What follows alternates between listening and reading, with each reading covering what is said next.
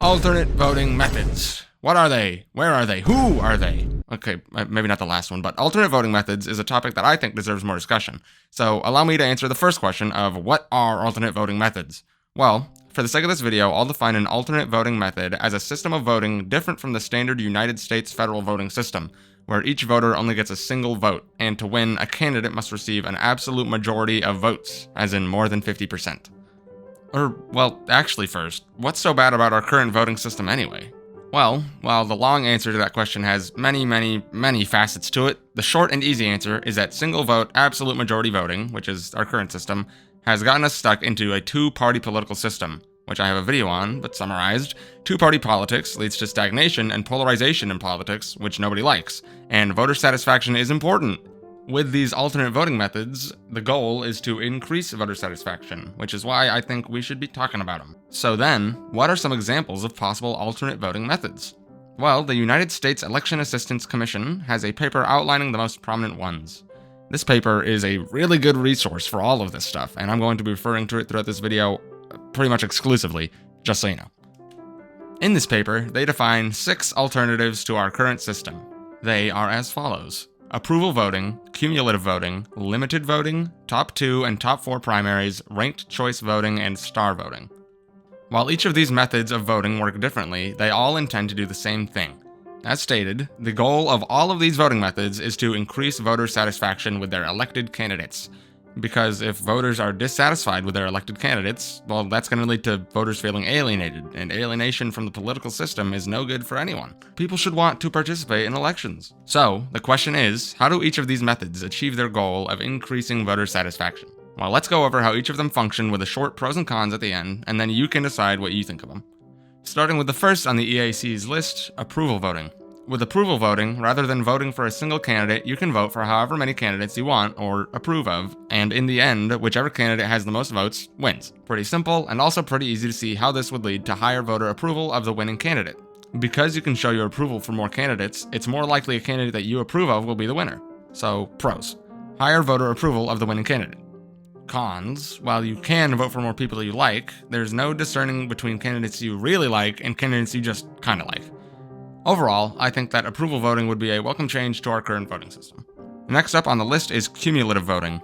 Cumulative voting, along with the next voting method coming up, is meant exclusively for multi-seat elections where there's multiple winners. In typical multi-seat elections, you get to vote for as many candidates as there are seats up for grabs, but you can only vote for a candidate once. In cumulative voting, you can distribute your votes however you want. The pros of this are that you can put more support towards the candidates you like. The cons are that, when pushed to its extremes, cumulative voting could skew the vote in unfair ways. Say, if one group uses their votes to strategically get an outcome they want. I don't have much of an opinion on cumulative voting, but apparently it's often used by company shareholders to vote for company stuff, like electing company directors. Because this video wasn't boring enough. Anyways, limited voting. Like I said, this one is also for multi-seat elections, but unlike cumulative voting, the way limited voting aims to improve the voting system is by limiting the amount of votes a person has to less than the amount of seats that there are. The EAC says this is to prevent the same majority from controlling all the seats, but I also think that it's notable to mention it makes the choice of who you're voting for more important. So, pros: gives minority party candidates a better shot at winning, and it gives voters incentive to pick only candidates they really like. Cons: people might not like getting fewer votes, and it could lead to issues and fears of splitting the vote between same-party candidates. Also, I think it's of note to mention that limited voting has actually been adopted in a few jurisdictions throughout the US, so that's neat. Top 2 and top 4 primaries. In a top 2 and top 4 primary system, there are no partisan primary elections. Instead, the primaries we're accustomed to are replaced with a single, unified primary in which all candidates can run and all voters can participate. Then the top 2 candidates, or 4 if we're going by top 4 primary systems, with the most votes, move on to the general election. Nice and simple. Pros: it makes primaries simpler while incorporating them into the voting process. Cons: since candidates from the same party can participate in the general election at the same time, a portion of voters could feel underrepresented by both or all 4 candidates. Also note that top 2 primaries have been adopted in many state legislatures, such as California, Texas, Rhode Island, and Hawaii, to name a few. RCV, ranked choice voting. In a ranked choice voting election, instead of just voting for a single candidate, voters must rank the candidates in order of preference. So you put the candidate you like the most in your first choice slot, the candidate you like the second best in the second choice slot, and so on. If a candidate gets more than 50% of first choice votes, then they win. If no candidate wins the first round of votes, then the lowest ranked candidate is eliminated and their votes instead go to who they selected as their second choice.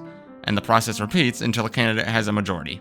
It might sound a little complicated at first, but all that you have to do as a voter is put the candidate you like most at number 1. Pros: RCV helps prevent the spoiler effect and encourages more diverse voting, along with negating issues of vote splitting. Also, RCV ups the chances that the winning candidate is someone everyone can agree on rather than just a plurality of voters. Cons: ranked choice voting takes more time and work to count the votes than most other voting alternatives.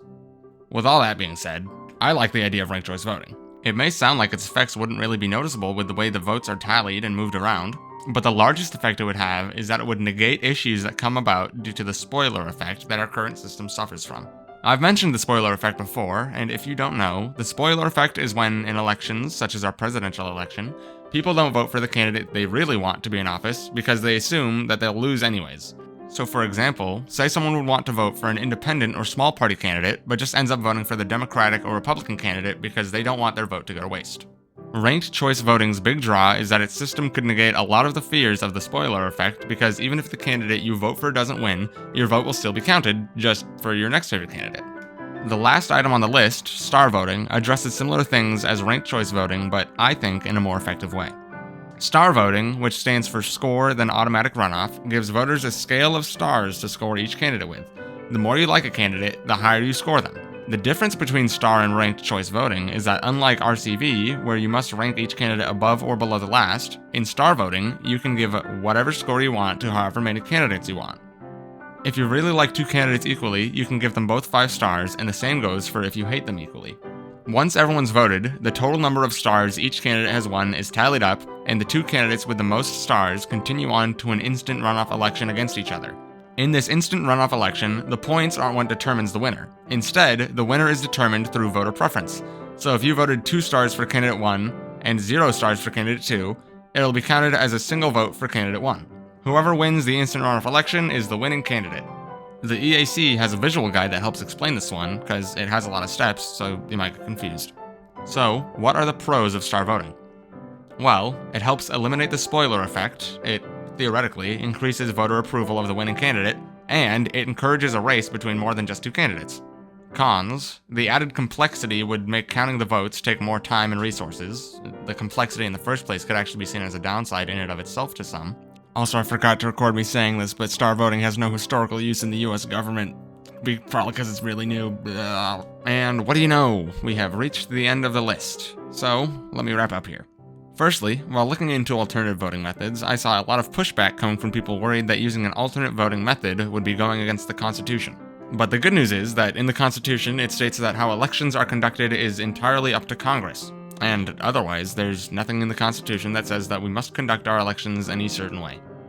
If you want to see change in our elections, then I would encourage you to contact your local congressperson. Let them know what you think of the current voting system, and if you have a favorite alternative, then let them know about that too. Also, there's a lot of groups out there pushing for this kind of change in government. I mean, just typing ranked choice voting into Google showed me this, fairvote.org, who are pushing for the Fair Representation Act. What I'm trying to say is, if you want to see change, then you have to push for it. Show your support, get loud, and spread the word, because change doesn't happen in this country unless there's a whole lot of people in support of it.